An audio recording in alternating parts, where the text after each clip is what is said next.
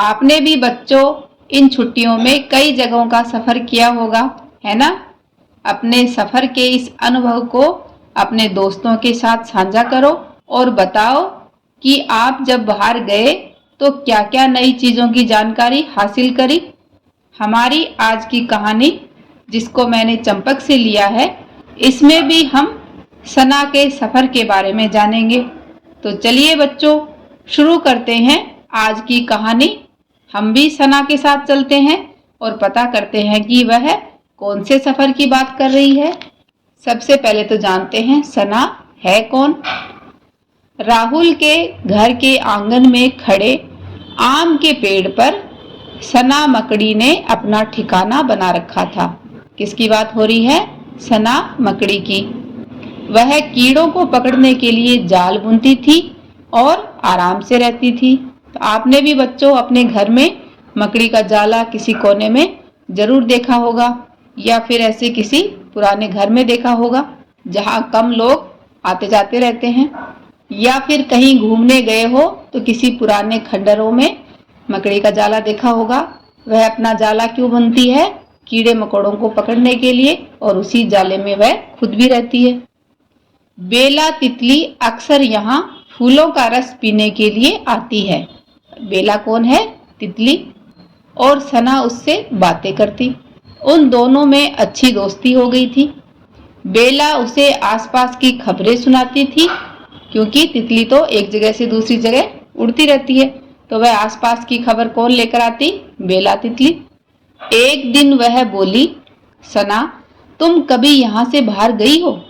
मैंने आज तक इस जगह के अलावा कुछ भी नहीं देखा है। सना ने जवाब दिया, बाहर की दुनिया बहुत रंगीन है।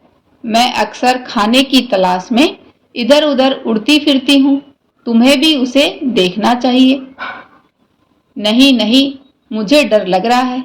माँ कहती थी कि उन्होंने भी अपना पूरा जीवन एक ही जगह पर गुजार दिया था, और अब मैं भी वही कर रही हूँ। सना ने कहा, एक बार तुम यहाँ से बाहर जाकर तो देखो, तब तुम्हें पता लगेगा कि दुनिया कितनी बड़ी है और यहाँ कितना कुछ सीखने और जानने को है।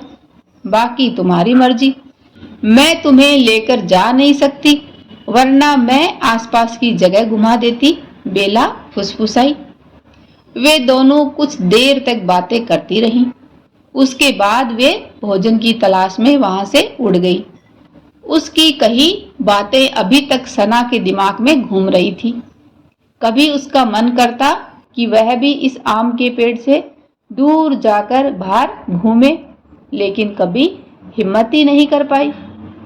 एक दिन राहुल अपने मम्मी पापा के साथ बगीचे में बैठा था। वह बोला, माँ, कल रविवार है, हम पिकनिक मनाने चलते हैं। बहुत दिन से आप मुझे कहीं घुमाने नहीं ले गए। तुम ठीक कहते हो, मेरा मन भी घूमने का कर रहा है। कल हम सब समुद्र किनारे पिकनिक मनाने चलेंगे। उसकी बात सुनकर पापा ने भी अपनी सहमति दे दी। वे रविवार के दिन पिकनिक पर जाने की तैयारी करने लगे। पेड़ पर जाला बुन रही सना उनकी बातें सुन रही थी। उसने फैसला किया कि इस बार वह भी किसी तरह उनके साथ पिकनिक पर जाएगी और बाहर घूमकर आएगी। रविवार को सुबह सना पेड़ से नीचे उतरी और चुपचाप कार में पीछे जाकर बैठ गई। किसी की नजर उस पर नहीं पड़ी। लगभग 1 घंटे बाद वे समुद्र तट पर पहुंचे। सामने बड़े से समुद्र को देखकर सना चौंक गई। यहाँ के नज़ारे उसकी कल्पना से परे थे, क्योंकि वह तो कभी घर से बाहर निकली नहीं, तो उसकी कल्पना में ऐसा कोई नज़ारा था ही नहीं। राहुल के मम्मी पापा ने गाड़ी से सामान निकाला और रेत पर चटाई बिछाई तथा छतरी के नीचे बैठ गए। सना भी चुपचाप गाड़ी से उतरकर रेत पर आ गई। उसे समझ नहीं आ रहा था कि वह कहाँ जाए और किससे बात करे। नई जगह पर उसे डर भी लग रहा था। वह रेत पर डरते डरते जरा सी आगे बढ़ी।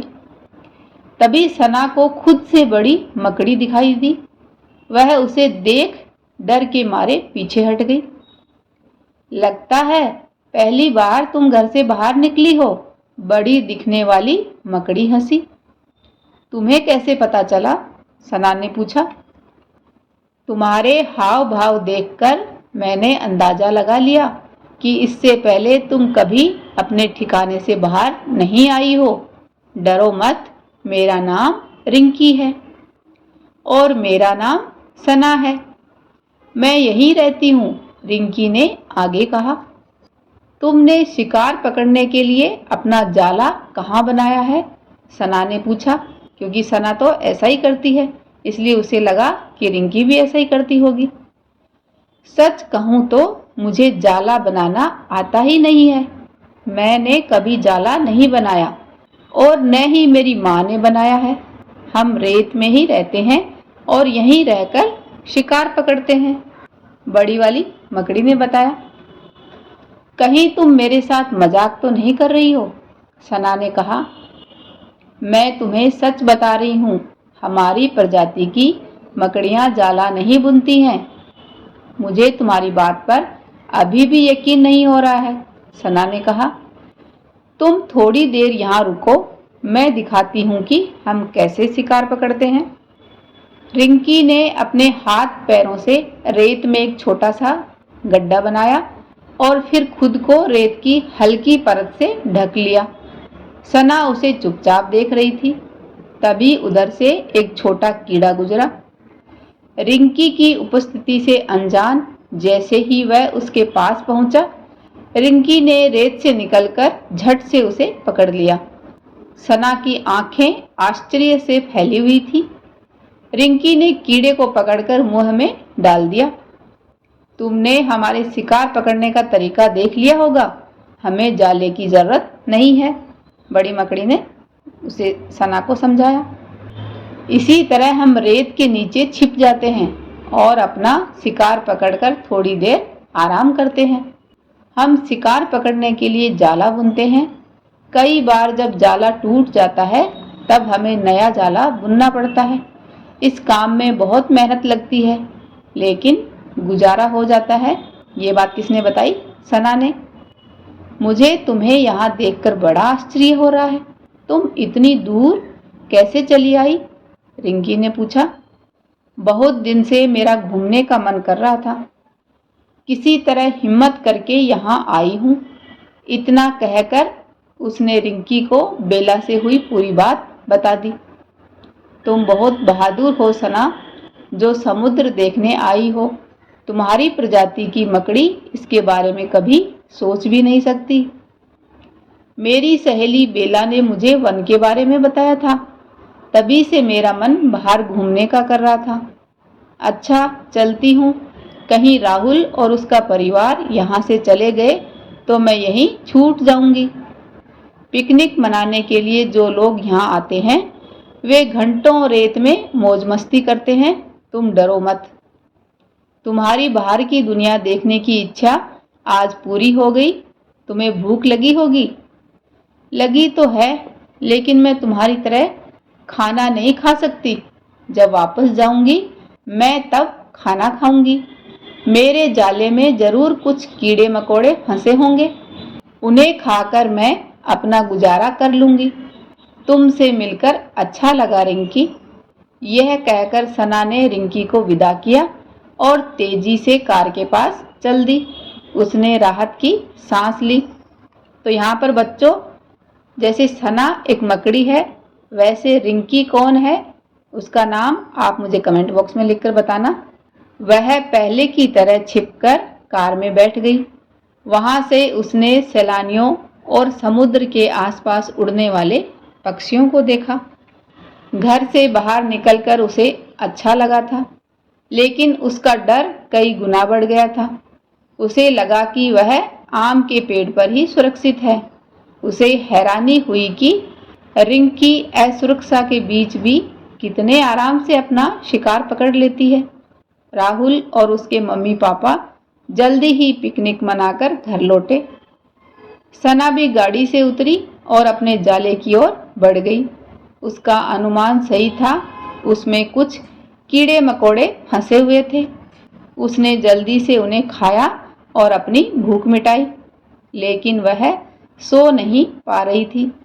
उसने रात खुलने का इंतजार किया ताकि सुबह होते ही वह अपने नए अनुभव बेला के साथ साझा कर सके।